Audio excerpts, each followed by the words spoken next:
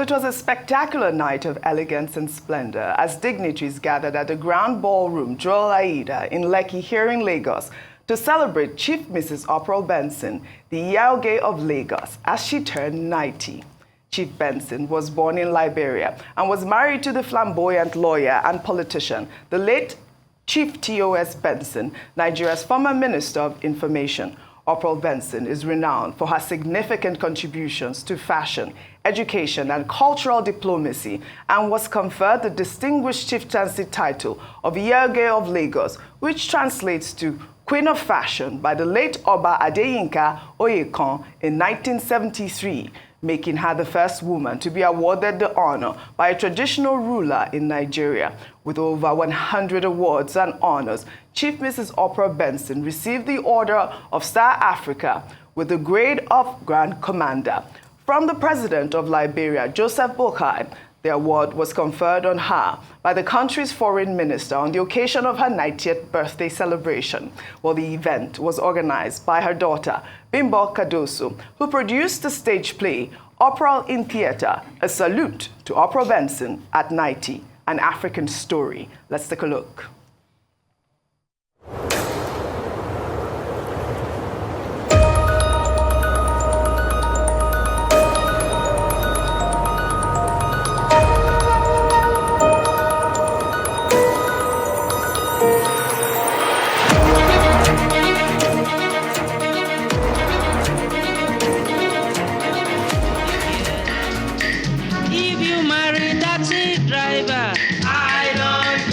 If you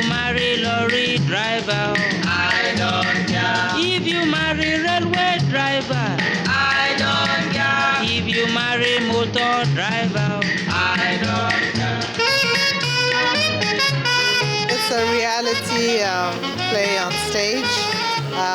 Everything about it, the names were real, the cast was real, the children of the actors, the reality actors were there in the audience, and it's our life story that I told. I put it together and I felt that this story has to be staged, you know, to tell a history of a woman who left her country so many years ago, came to Nigeria and has been with us for the last 60-something years that she left, so that this story will continue to be told through the arts and through theater forever, just to write her memory, you know, on stage forever.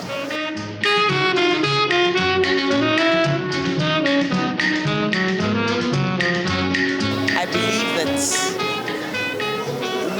many Nigerians and Liberians and so many people all over the world have heard of the Yaoge of Lagos, the mother of fashion. And the award she got tonight was just icing on the cake, a national Liberian award. We're very proud of her. Even at 90, she's still amazing, still beautiful. I feel very, very happy and appreciative that I've been thought about in such a nice way by such very nice people. I congratulate everybody who went out of their way to be nice to me, and I thank them, and I thank them, and I thank them. I did my best with fashion because I love fashion, and I thought if you're going to go into anything in your life now, it should be something which you love and appreciate, and this is why I went into fashion. So I think that I selected something which other people sort of followed me by and did it wrong. I'm 90 years old tomorrow, not today.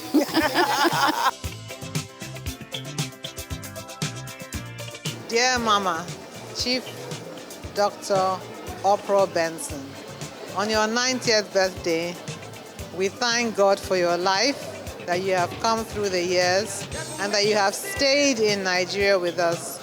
I toast to you tonight, through not a birthday cake, not by raising my glass, but through what I call a salute to a woman of substance, a Pan-Africanist who has traveled the world, traveled Africa, contributed her piece, and probably still has a lot more to do. May God give you good health and keep you in the years that are to come, and give us the strength and fortitude to look after you lovingly as we always have. On the count of 3, we'll all say happy 90th birthday.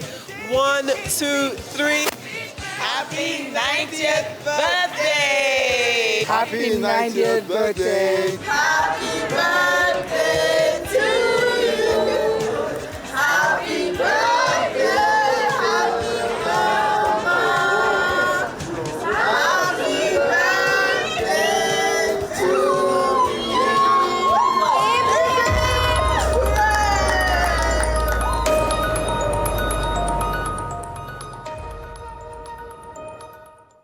Well, banker and producer of Opral in the Theatre, and the very proud daughter of nonagenarian of excellence, Chief Mrs. Opral Benson, joins us now to relive all that transpired at that beautiful event and her mother's checkered journey through Nigerian politics with her flamboyant husband, Chief T.O.S. Benson, as well as her enduring influence over the world of fashion. Good morning, and great to have you join us on the morning show this morning, Ms. Cardoso. Good morning, Steve. Good morning. How's everybody today? Great. Fine, That was a fabulous event. Well done. Kudos to you. I mean, I'm definitely sure you made your mother proud. Yes, really she beautiful. was very proud. I'd like to start off with the stage play. Yes. Opral in the Theatre. How you came up with that concept and where you're taking the play to. Okay, where I came up with the concept. First of all, I'd like to immortalize her memory, her activities, her life. And the best way to do that is on stage, and tell the story all impacted in a 1.5 hour journey. So that was the first idea. The second thing was that there's a lot of history behind her and the family and what has happened in Nigeria. A lot of history that could not be packaged into one story, really. So we just took snippets of it, and turned it into a musical and put it on stage that interests everybody across ages, across federations, across countries, and in the world. You will, let me take it from the point of view of, we talk about the diaspora. When did the diaspora really start? And let's go back to the history of Liberia, where the Americans needed a place to return slaves, which is what we're trying to do now. We're trying to bring our African brothers who are in the diaspora back to Nigeria. So the Land of Liberty was founded in 1872. Joseph Jenkins Roberts was the first president. And fast forward to 112 years later, Nigeria and the rest of Africa were getting independence. Most people don't know that there were only 2 countries, Ethiopia and Liberia, that were never colonized. And history is not being taught. So also we wanted to impact history, tell the story, and that's how we did. We decided to come about that. And that 112 years later was the beginning of the Pan-African movement with the OAU and the first Liberia Monrovia Conference, which was held in 1961, when my late father, T.O.S. Benson, went to Liberia and Monrovia and saw her and got struck. So that story takes us back to the history of how she came, how she came into Nigeria and why she came to Nigeria. And then the next stage is what happened after she came to Nigeria, where the main story about Opral Benson, which is called Opral, because there's more about Opral than there is about Opral Benson. And there was an Opral before there was an Opral Benson. And she made her name. You can't find that name Opral anywhere. She made her name. She was named Opal, and she changed it. She didn't want to be called after a stone, so she changed it and put an R and called herself Opral. So she was Opral before Oprah Winfrey. Oprah Winfrey is with an H. Okay. She is with an R, and she just put an R in it, you know, and it was done in the play. So that speaks to the ingenuity of a young lady. We're trying to inspire our the girl child really to, despite every roadblock you come across in life, you have to shoot for the stars. You have to reach the stars, and you have to keep the stars floating and shining above you. And that was the reason for the play. That's a beautiful story. Fantastic, fantastic, beautiful story. I mean, congratulations to you. Congratulations to her too. But I'd like you to speak a bit more about, you know, the play Opera in Theatre. You have a few books here. You know, I'm a lover of books, as I am a lover of theatre. And I know that there are a number of books, you know, that have been written about her, maybe biography. Why did you then think that a story for this occasion, for the anniversary of her 90th, will be better told in the musical and not, say, either a feature film or a documentary? In answering that, who wrote, I know that you produced it, it's all your idea, but who wrote that story that you are now communicating to Lagosians? Who wrote it and who directed it? Okay. I wrote the story. I'll start by that.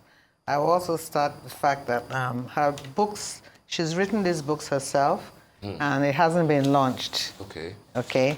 And unfortunately... What was that called? Opral Benson? Opral Benson, Life and Legend. And Legend, yeah. Okay. It hasn't been launched. She launched this about 10, 15 years ago. Okay. This was an African. But, you know, an African Queen of Hearts. Okay. And then, of course, you have the book, and they are quite 569 pages, wow. 300 and somewhat pages. We're in a culture where people don't read anymore. Yeah, Nobody reads. The youth do not read. So how do you communicate this story without, and catch people's attention in an hour and a half, which maybe should have been an hour, but you can't do it in an hour and a half. And that's the reason why it was put on theater. And then thinking about, after writing it, editing it, and then producing it, you now needed somebody who is very talented, somebody who is unknown, but who has the talent and time to dedicate to it. Yeah. I know you've asked about known names. Yes. But there's talent out there. Absolutely. And there's unspoken talent. Yeah. And before I say who it was, his name goes by the name Ice. Ice. You know, he's very quiet, calm gentleman, and he has the talent, and he directed the show. Now, where's the industry going, the creative industry? The creative industry directs us to our youth and the issues of unemployment, and we know where music has gone. My late uncle, Bobby Benson, brought the first guitar into Africa, right? So we know where music has gone. Where is the movie industry, the stage play, where is it going? The cost of producing a stage show and getting people employed as opposed to eating rice and chicken and dancing and spraying, was a better idea. So you have to actually wonder, can you do a show, market it as everybody else does, and cover costs? And if you can't do that, then that genre of people whose industry and whose profession it is are not going to be able to excel. So you have to continue to promote theater so that it's, you raise the bar, you raise the cost. But I know that Nigerians are not going to be willing to pay too much for a stage play. And if they're not going to be willing, then how do they get the opportunity to present their talent, their craft? Yeah. So where do you intend to show this play? I know that the play really is for history and empowering the girl child. Where are you showcasing the play? Well, the show, the play was, I guess our audience would determine that. Okay. The first thing was to do a premiere and a grand performance, a grand command performance, which we've done. And there's been a great feedback, and people want to see it.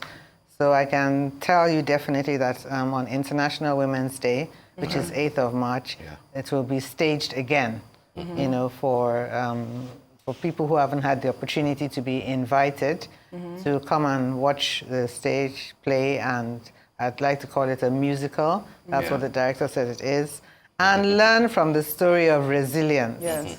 Resilience, and learn how a woman who can leave a country, leave her family, leave her home, and come and stay in Nigeria. People travel from one part of Nigeria to another part, and they get fed up and leave, you know, but someone does. So that's really the story, and we couldn't cover all the roadblocks that women face generally in life, you know, but she covered all of them. She conquered them. She took it with ease. She was calm. She was just fantastic, and I've learned a lot from her, and I'd like other women to learn a lot from her too. Fantastic. Yeah. Two things from me. First will be like a comment and an advice, you know, taking it off what Oji just said about what is the future of this play. I was fortunate to be part of the celebrations that heralded, you know, a whole year of celebrating Lagos at 50 in 2017. You know, part of it, theater and the arts drove a good chunk of, you know, the celebration that time. Kakadu, the musical, was there. I think Bolanle Austin Peters' Saru, the musical, was also part of it. Lagos will be 60 in 2 years' time. Diamonds are forever, they say.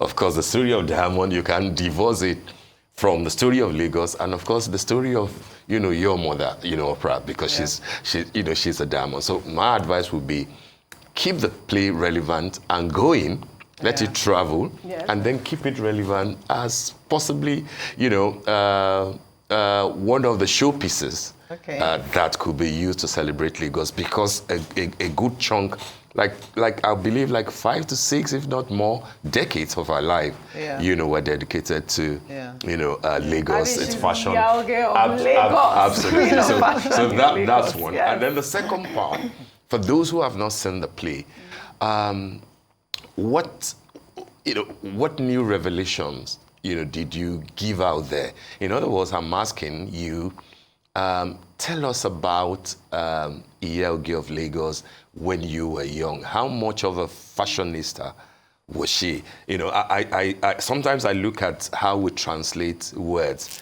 Iyelge, would that be like the queen of fashion or queen of style, or is the same thing? You, as a youngster, at that time, a very well-known father, a fashionista of a woman, what was it like compared to what we have now, that fashion has sort of gone ballistics, you know, in terms of, you know, what is exposed and what is not exposed and things like that. As at that time, were you told constantly, Mashibeye, don't wear things like that, you are a lady, that sort of a thing? How was it growing up with somebody who embodied fashion? Okay, thank you. I'm going to divert you a tiny little bit, because the Iyelge title, I've shown you a picture of us when we went to the IGA to go and receive it, how we all had to carry the, you know, baskets and all of that.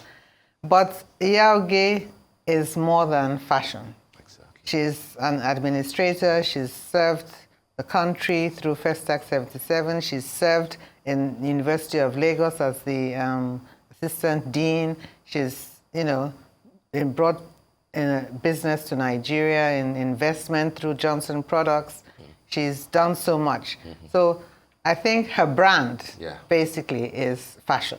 Yeah, so that's the brand. So I can understand that you would say so. Coming into Nigeria and having Drum Magazine and all the top magazines at that time write about her, follow her with cameras, was great. She is coming into Nigeria as an Americo-Liberian. So her dressing was very Western and, you know, the Nigerian women were like, hey, you can't represent us, You're all, with hats and gloves and all of that, So then, in his own words, the Oba Oyekon said that the title is given to a woman of a woman's character, the embodiment of her character, not necessarily the embodiment of her clothes, who is calm, who is representative, who can, carry people around, who is dedicated, who is invested in the cultural aspect, of the country. And it's, I could read it to you, but flipping through pages.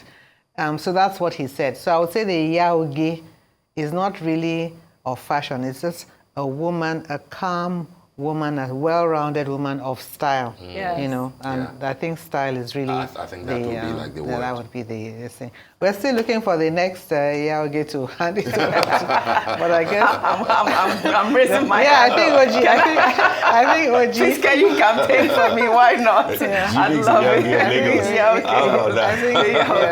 I love it. I mean, beautiful story. Yeah. But we cannot, talk about Opral Benson without talking about her husband, her late husband, your father, T.O.S. Benson. Yes. I know that you have a book because, you put together a history of some of his work there and, people that he's worked with. He was this flamboyant lawyer, politician, and, he's been talked about a lot, even recently. Only recently, there was a story about, how your father had, trouble trying to purchase land in the then eastern region. And the story was out there, and you are his daughter. I'd like for our viewers to hear the first-hand story of that actual incident.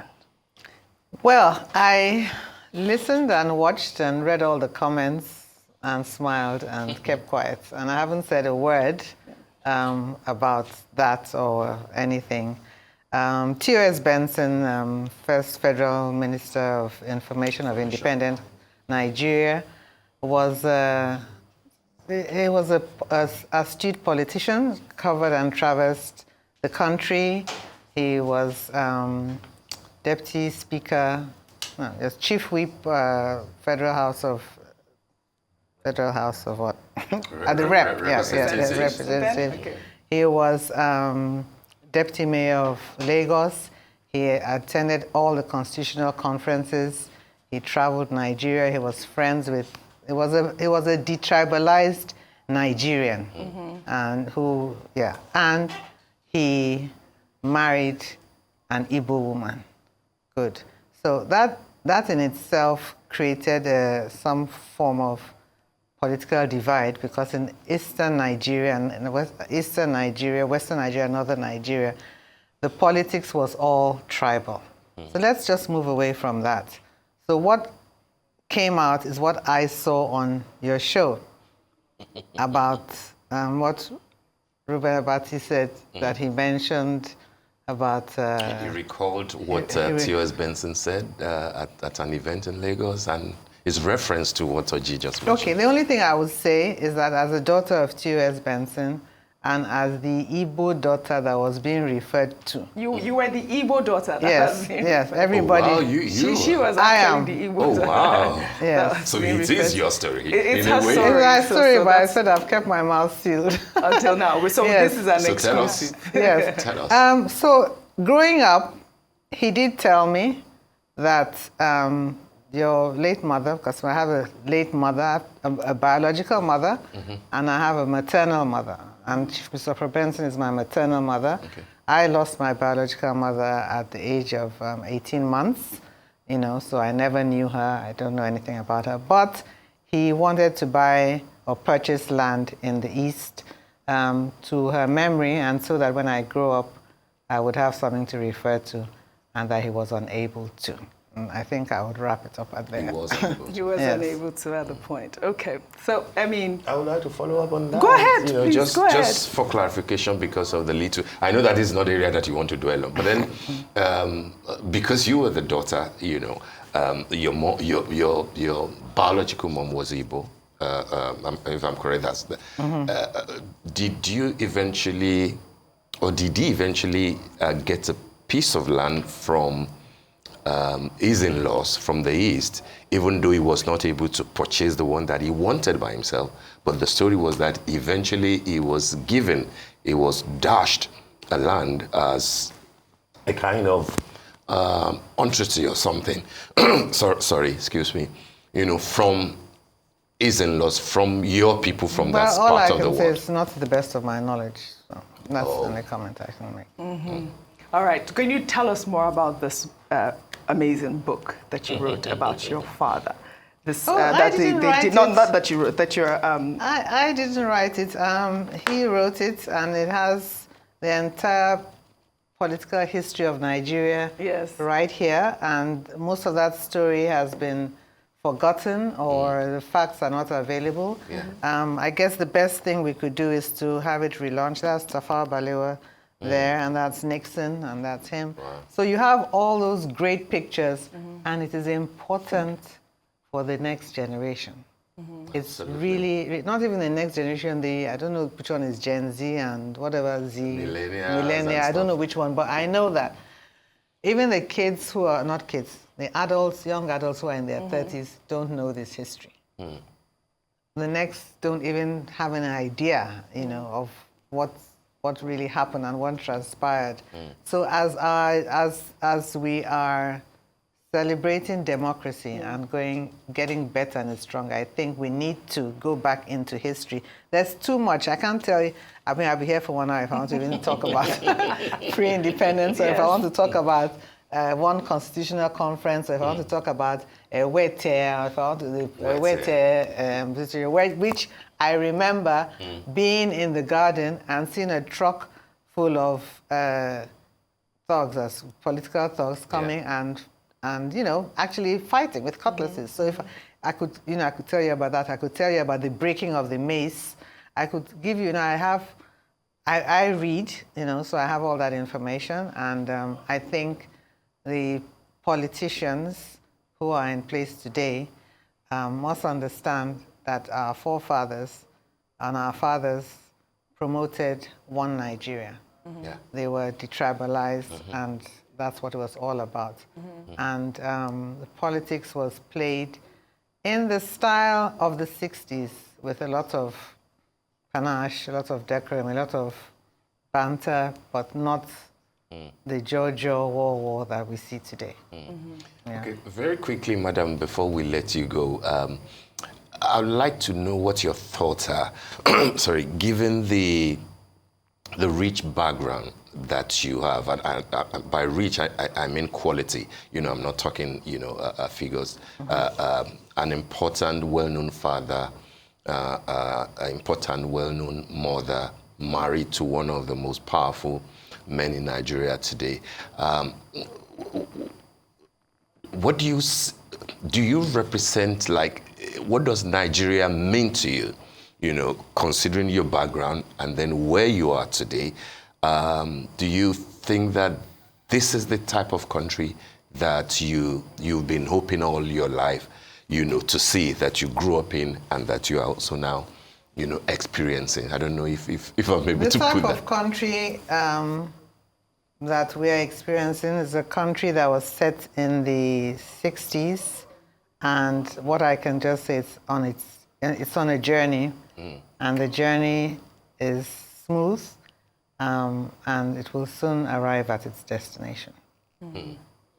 Oh, yeah. Fantastic, fantastic. That's short but loaded. It's been... I'm a doctor of a politician. You are. Definitely know how to put your message across in the most direct way. Really. Ms. Bimbo Cardoso, it's been an absolute pleasure having you on the morning show today. And we'd like to thank you for enlightening us and, letting us know really about your beautiful mother, the history behind her, and of course, the recent story that you've just clarified for us. I want to thank you again. Absolutely. We hope to Thank see you. you again on Thank the you so morning much. show. Thank And you. keep the fire Yes. of opera in the theater burning. Yes, we certainly Please will. do. We certainly will. Yes, Well, I she hope you deserves it. invite me for the Women's Day event, yes. right? All right. Thank you so much indeed. Thank you. Okay. Thank you very much. Take care. Well, all right.